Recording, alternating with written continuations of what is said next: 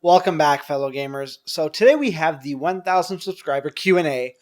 First off, thanks to everybody who sent me a question either on YouTube or Twitter. Those are the two main ones where I got.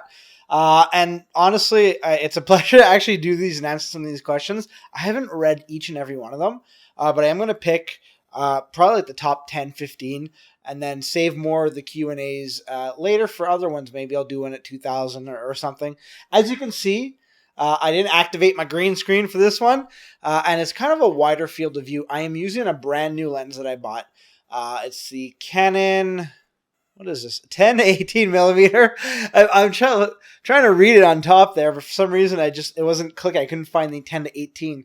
So yeah, it's the Canon zoom lens. It's a 10 to 18 millimeter. Why I got it was because, as you know, I was on vacation last week and I wanted to do a travel vlog, and I was using my 40 millimeter lens. And despite me holding the camera out in front of my face like this, completely extended, I was getting like super close up. So I'm like, I need a wide angle lens. So I've gotten that. I am going to be using this wide angle lens possibly to vlog in the future. I don't know how that's going to go. I won't do it on this channel. I'll probably do another channel. We'll see though. It's something I noticed that I needed, and I figured instead of just having me super close up today, we'll do this. You can see kind of like this is like the area in which I sit and do my work. Anyways, let's get down to it. Let's answer some questions. So the first one is, what are your top 3 favorite EDH decks to play? Well, my personal favorite, and none of these, the top 3 are not going to be tier 1 decks by any stretch of the imagination. They're ones that they have a special place in my heart. And the first one is Carador, Ghost Chieftain deck. This is a deck that I built, and kind of like as soon as it came out, I modified it based on what cards I had, but I didn't really change it all that much. And a lot of it is just getting stuff from my library into the graveyard and then casting it or bringing it out for free via some means. The deck is so versatile that I get to really I have an answer to no matter what you're going to do. Sometimes I've lost, I think, twice, but since I think the deck came out in like 2011, I've only lost twice with it, but it's by no means like I said, a tier 1 deck. It's just in my meta group, we're able to play lesser powered decks that happen to just perform really well, and that's one of those instances. It's one of the decks that I've loved playing. I'm also getting a text message at the same time. So I'm gonna actually I'm gonna silence that. Another one is my Sliver Queen Super Friends deck. Now, the funny thing about this is that Sliver Queen is really only there to activate all 5 colors. Sometimes I even forget to cast Sliver Queen and bring her out onto the battlefield. Really, it's just a card it's all good stuff, Planeswalkers, and the strategy there is just get them out and ultimate them and just make it so that I'm having fun. I always have fun when I'm able to cast or do big and splashy things, and Planeswalker Ultimates obviously fit into that really well. So that's one of the ones that I always like playing. For my third one, the third one's actually pretty hard to nail down. That's actually a tough one. The third one, my Animar deck. So I think I posted up on the channel a while ago, or it might have been a post on Reddit like 2 or 3 years ago. Can't remember which. I'm gonna have to go back into the channel and look. The deck is super, like, it does not take advantage of Animar's ability to go infinite.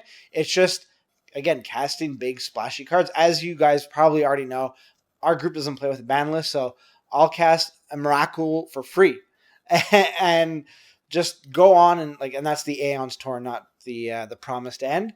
And I just like casting those big colorless creatures, like, a Darksteel Colossus, Blightsteel Colossus, all those things for free or for cheap. Now, I do use that one card from Khans of Tarkir. I forget what its name is, but it allows you to bounce a card. Is it Ancestral Statue? I think it might be that. And yeah, it's a deck that I really like playing with. Now I'm thinking about there's also a few other decks that I really, really enjoyed playing. The thing that I really like about Commander is the brewing and just the deck construction. I'll build decks sometimes and not really do anything with them. Play a game or 2 games, take them apart. Another one I can think of is I always ran a mono black vampire deck. It was helmed by Baron Sengir, and obviously not the best general to have. Great to have in a deck, but not as the person leading the charge. I've always had fun with flavor decks like that. So yeah, to answer your question, those are the decks. All right, next one. Hey, how long are you going to do YouTube for? Honestly, I would do this for the rest of my life. I'm able to. It's just a situation where I'm really having fun with this.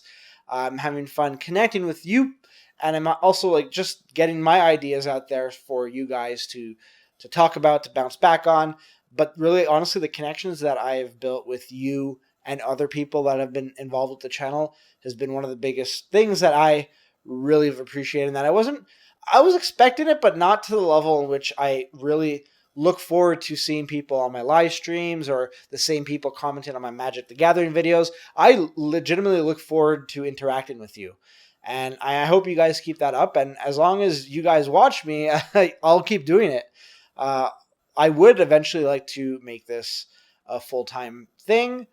I don't think I'm anywhere close to that. I think it's going to take a lot more work, which I am definitely willing to put in.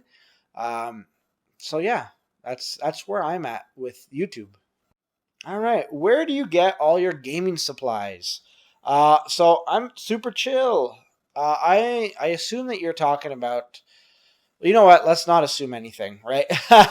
So I get a lot of my video games now on Amazon. So if I'm getting them for the Xbox or the PS4, I have Amazon Prime, which I highly recommend. Not a paid advertisement, because you get $20 off. You get free shipping, and it's a day one delivery.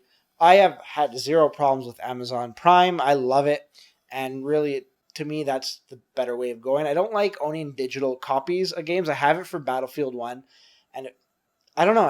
There's something about it that I don't like. I like having a physical game, even though that does cause some problems with scratch discs or broken discs, and you have to go buy another one. So I can see the benefit of owning a virtual or digital copy of a game. And in real life applications, not as much. In terms of other stuff, so like hardware, like if I'm buying an Xbox One, I'll probably shop around locally. My computer stuff I got from Newegg with a mix of Amazon. So as you might or might not know, I built a gaming rig because I wanted to start streaming PC games. I built that again on Newegg and really went through it, through the process of acquiring those. And then I got my friend Jeremy to build one. You can check out that video. I'll have it linked below, of the kind of like vlog of us putting it together. Well, he put it together. I just was there making stupid comments. Oh, so what else? My Magic the Gathering cards I get from used to be Puka Trade. I used to get a lot through Puka Trade. I was able to liquidate a lot of my cards that I acquired from just buying at my local game store and then sell them off on Puka Trade. I haven't gotten cards from there in months and months. I hear it's getting better, so maybe there is some hope that I can liquidate the rest of my points. I've got about $115 worth of cards that I could acquire. So hopefully that pans out. I sometimes buy from TCG Player. Rarely do I buy from eBay. My last transaction for eBay was the Commander 2016 singles, and it was such a gong show. I have a video that I kind of made that I'd have to just update a bit and probably just reshoot, but it was going to detail how you should avoid one particular seller because this guy was he was literally insane. But at the same time, I don't want to because he's so crazy that I don't have to deal with his problems when he gets wind of the video. And it's more like I'll just let it be because he's got a really good rating. My buddy Dave has bought from him, and he never has problems with him. So, but literally, there are other if you actually were to Google his name, he does pop up quite frequently in Reddit where people are saying beware. So, I don't know. I'm not getting more into it. I'm probably not going to disclose his name, even if you ask me, because it's just whatever. So, what else? Where else do I get my gaming supplies? I mean, I sometimes a box of Eternal Masters, Modern Masters. Those I buy at a store in upstate New York. So it's in Vermont. Sorry, not upstate unit. It's in Burlington, Vermont, and it's one of the best stores. It's called Quarterstaff Games. They don't do delivery, I believe, but they're amazing people that work there, and a big shout out to them for the work they do and the place that they have. I always love driving down there. When I used to live in Montreal, it was a lot easier. Now that I don't live in Montreal, I kind of have to make it a weekend thing where I go to Montreal, visit my friends and family, and then take the car and then go down uh, to Burlington. And the drive to Burlington is nice. And then when you get into Burlington, I would love to move to Burlington. I would absolutely love it. It's such a beautiful place. If you haven't had a chance to visit Burlington, I highly suggest it. And pass by Quarterstaff Games. It's an amazing game shop. They don't have a huge selection of singles. They dabble mostly in sealed product and board games.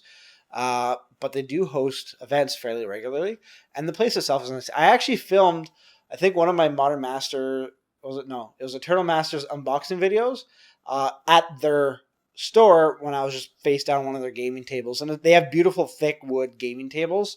I really like that place, so I can't stress it enough. Apparently. All right, so next, what is your favorite movie? My favorite movie is Back to the Future, and I bundled Back to the Future 1 and 2 together.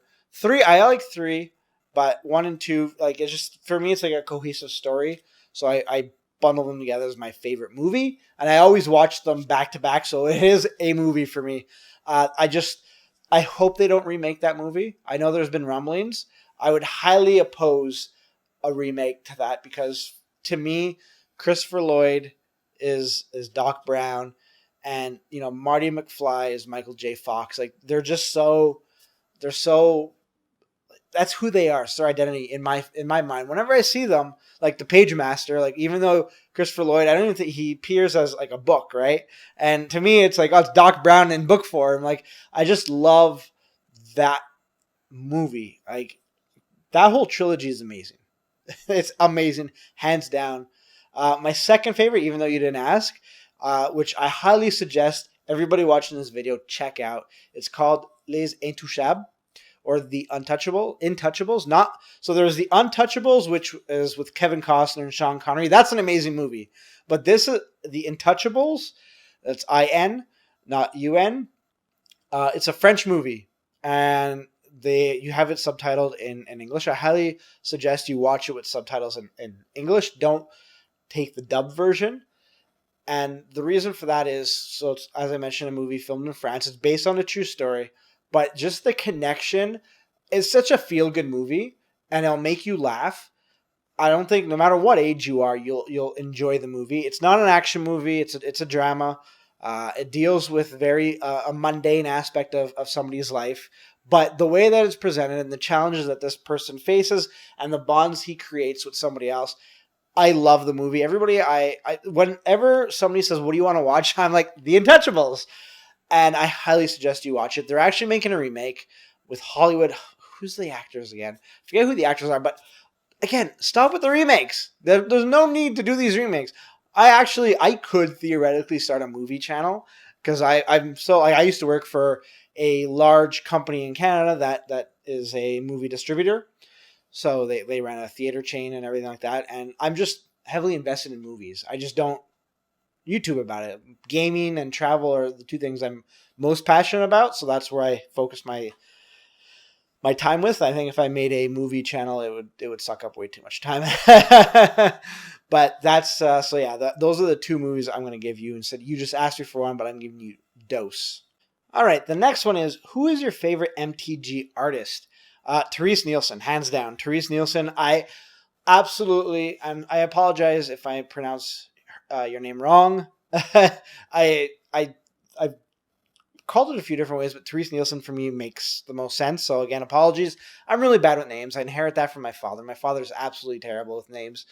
But hands down, like, her artistic style is, to me, second to none. As soon as I see a card, Therese Nielsen, I'm like, yes, I love that card. I think there might be one or two exceptions where I'm not a big fan of, but that doesn't mean that there isn't the talent that's there, just that piece of art doesn't resonate. But I'd say 99 times out of 100, I will be a huge fan of her art.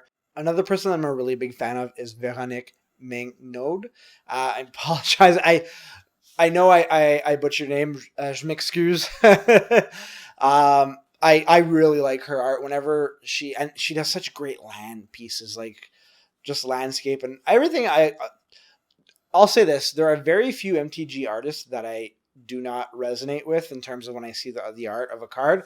I just think that Wizards of the Coast, Wizards of the Coast, not closed, Wizards of the Coast they're very fortunate with the gallery of artists that they are in business with. They're really talented. The art on Magic the Gathering cards rarely misses. So it's hard to choose just one. You know, there's just so many. Like Jason Chan is another one. Obviously, like his Jace the Mind Sculptor piece that in itself is so iconic.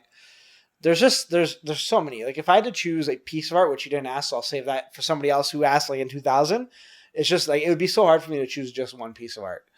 Anyways, let's get on to the next question. Okay. If you had to choose between the Mass Effect storyline or the Star Trek storyline, Star Trek storyline, which one would you choose? So I'm not sure if you're talking about the galaxy or the universe that occupies each one, so the mythos and everything behind it, or just that, because I don't know what one storyline there would be for Star Trek versus one storyline for Mass Effect. In terms of universes, which one would I rather live in? Definitely Star Trek. Definitely Star Trek. I mean, in Star Trek, you've got that giant like sock that devours planets and the Borg that you need to worry about. Those guys are fairly, like you can handle them. With Mass Effect, I think that the Alliance got really lucky against the Reapers, and there's a lot. It seems like there's a lot more doom and gloom there. Although the amount of diversity in the Mass Effect universe is definitely encouraging. I really like that aspect. But there's something about the Mass Effect universe where there's so much wonder but dread at the same time, and I think that's a really cool thing about that universe. I love Mass Effect. I think Mass Effect 1, 2, and 3 were amazing games. Obviously 3 stumbled right at the end, and it pissed a lot of people off, myself included. Like I know they had like the DLC stuff to fix everything, but that's kind of like it should have been done beforehand. So I'm really interested to see what happens with Mass Effect with the new iterations coming out in March. I'm really excited to play that. We'll see what happens. Star Trek, though, for me, I grew up on Star Trek. Star Trek: The Next Generation is probably one of my favorite TV series of all time. Let alone like movies or anything. I just love the universe that Star Trek is set in. There's so much hope. Obviously, there are challenges and pitfalls that the Federation and their allies face, but just like the sense of humanity rising above, capitalism, greed, to really come together to try to better civilization, better humanity, and better the allies that they're with. The Vulcans and the small terrestrial planets that they ally themselves with. It's just I would love to live in in that setting. So for me, Star Trek is that vote, hands down, without a shadow of a doubt. All right, so we're going to take one last question. And that question is, if you had to choose one commander to use for the rest of your life, who would that be? That's an insane question to ask, first of all. How dare you? How dare you limit me to just one deck for the rest of my life? That is tough. Who would I would have to say it would probably be Narset the Enlightened Master. Simply because she's a strong general or commander, whatever you want to call her, and her ability is extremely strong. I think there's a lot more flexibility there. I do like white and blue, and those are three colors I really like. Green's my least favorite color. So omitting black kind of sucks. I don't really care to play green all that much. I do sometimes because I like some of the cards, but like to say, oh yeah, I'm a green player or mono green all the way is just not who I align myself with. So I think having those three colors, being able to play with the colors and the cards that are in those colors for the rest of my life will be okay. Now, as I say that, I can make a lot of different points for a lot of different generals. I do think multicolor would be the way to go, because if not, if I had to pick a single color, I would say Teferi, um, as mono blue, giving your stuff like flash and having players only play on their turn when they can play a sorcery. I like that. I like that. That would be my choice. So there you have it. That's the Q&A for now. I'm definitely going to do one in the future. And as always, if you have any questions, you can always leave them now, and I will get to them in the next Q&A.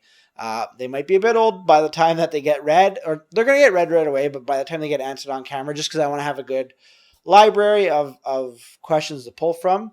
And this did take, almost 20 minutes, so I want to be mindful of your time, and I want people to actually watch this.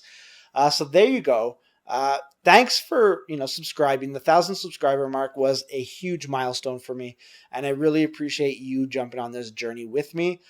More than that, just every day, I count myself grateful to be able to create content for you. So thank you for giving me that opportunity. In the meantime, if you'd like to check out some of my other videos, you can do that right there. And if you'd like to subscribe, you can do that right there. It helps the channel out. And not only that, though, it lets you know when you upload new content so that you don't miss it. Until next time, good gaming.